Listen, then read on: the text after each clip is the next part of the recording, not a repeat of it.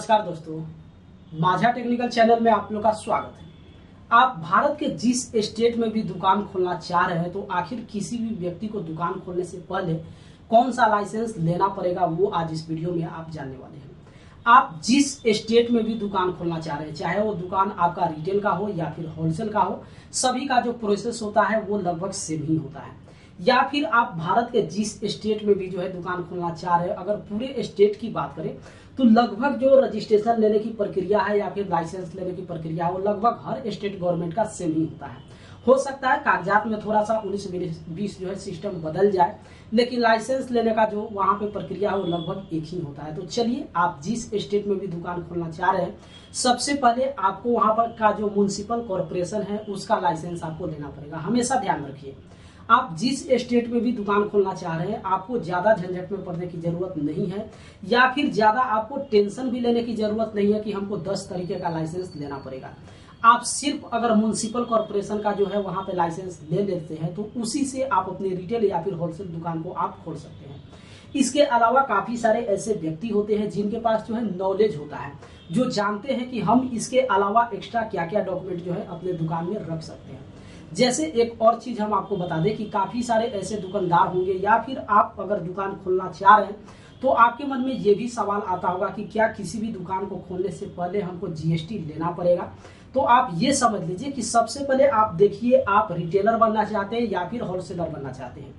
अगर आप होलसेल का दुकान जो है खोल रहे हैं तो उसके लिए बिल्कुल जीएसटी अनिवार्य है, लेकिन वहीं पे अगर आप कोई रिटेल दुकान खोलना चाह रहे हैं तो उसके लिए जीएसटी अनिवार्य नहीं है। लेकिन गवर्नमेंट की तरफ से यह स्पष्ट कहा जाता है कि हर दुकानदार को जो है जीएसटी लेना ही पड़ेगा, और सरकार की तरफ से यह भी स्पष्ट स्लोगन चलाया जाता है कि अगर आप एक अच्छे ग्राहक है, आप अगर दुकान पे जाके किसी चीज को परचेज कर रहे हैं तो ग्राहक का वहां पे नियम होता है कि आप जीएसटी बिल जो है दुकानदार से जरूर दीजिए। तो अगर इस प्रोसेस में कुछ ऐसे ग्राहक आपके दुकान पे आ जाए, भले ही आप रिटेल का दुकान किए हुए, लेकिन अगर वो जीएसटी बिल आपसे मांगना डिमांड शुरू कर देंगे तो उस स्थिति में आपको बिल देना ही होगा। लेकिन एक रिटेलर को ये जरूरी नहीं है कि वो जीएसटी रखे ही रखे। सिर्फ आप एक म्युनिसिपल कॉर्पोरेशन का लाइसेंस लेकर जो है अपनी दुकान को आप खोल सकते हैं। फिलहाल के लिए आप स्टार्ट जरूर कर सकते हैं, और जैसे जैसे आप देखिए अगर बिजनेस आपका वहां पे ग्रो हो रहा है या फिर आपका दुकान जो है वहां पे चलना शुरू कर दिया है, उसके बाद भी जो है आप जीएसटी के लिए जो है अप्लाई कर सकते हैं। ये सिर्फ रिटेलर के लिए है। अगर आपका दुकान जो है होलसेल है तो उसके लिए दुकान खोलने से पहले आपको जीएसटी लेना ही पड़ेगा।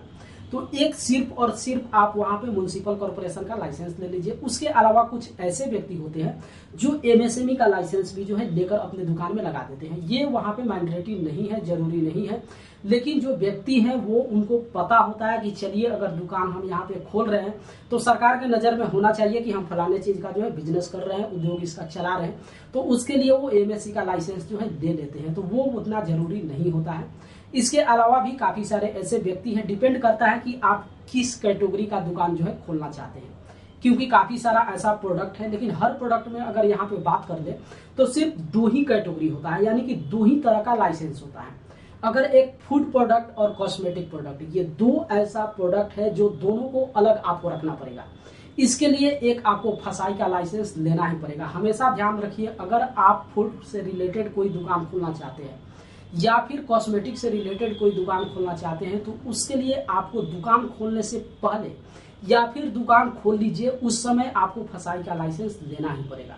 फसाई होता है फूड के विभाग की तरफ से ये दिया जाता है, क्योंकि आप खाने पीने का चीज जो है वो सेल कर रहे हैं या फिर आप कॉस्मेटिक सामान जो है सेल कर रहे हैं, तो ये दोनों व्यक्ति को जो है किसी तरीके से इफेक्टेड ना करे, उसके लिए फसाई लाइसेंस आपको लेना पड़ता है। लेकिन अगर ये दोनों कैटेगरी को अगर अलग हटा दे, उसके अलावा आप किसी भी कैटेगरी का दुकान आप खोलना चाहते हैं तो उसके लिए सिर्फ और सिर्फ आप म्युनिसिपल कॉर्पोरेशन का जो है लाइसेंस ले लीजिए। न तो आपको फसाई लाइसेंस की जरूरत है और न ही किसी अदर लाइसेंस की जरूरत है। हाँ, एक बार जब आप दुकान खोल लेते हैं और जैसे जैसे दुकान आपका आगे की ओर बढ़ता है या फिर जैसे जैसे आप अपना बिजनेस चलाना शुरू कर देते हैं, आपको ऑटोमेटिक खुद ब खुद ज्ञान हो जाता है कि आगे चल के किस किस डॉक्यूमेंट की हमें जरूरत है या फिर कौन कौन सा लाइसेंस लेना चाहिए। लेकिन फिलहाल इस वीडियो में हम आपको यही बताने वाले थे कि काफी सारे ऐसे व्यक्ति हैं जो दुकान खोलने से पहले ही जो है घबरा जाते हैं और सोचना शुरू कर देते हैं कि आखिर कौन कौन सा लाइसेंस हमें लेना पड़ेगा ताकि हमें किसी भी तरीके से कोई भी परेशानी का सामना न करना पड़े। तो उसके लिए सबसे बेहतर विकल्प है, हर गवर्नमेंट का यही नियम है, आप जिस स्टेट के भी रहने वाले हैं, चाहे आपका दुकान जो है भाड़े का है या फिर वो दुकान आपका खुद का है, आप वहाँ के म्युनिसिपल कॉर्पोरेशन का जो है एक लाइसेंस ले लीजिए।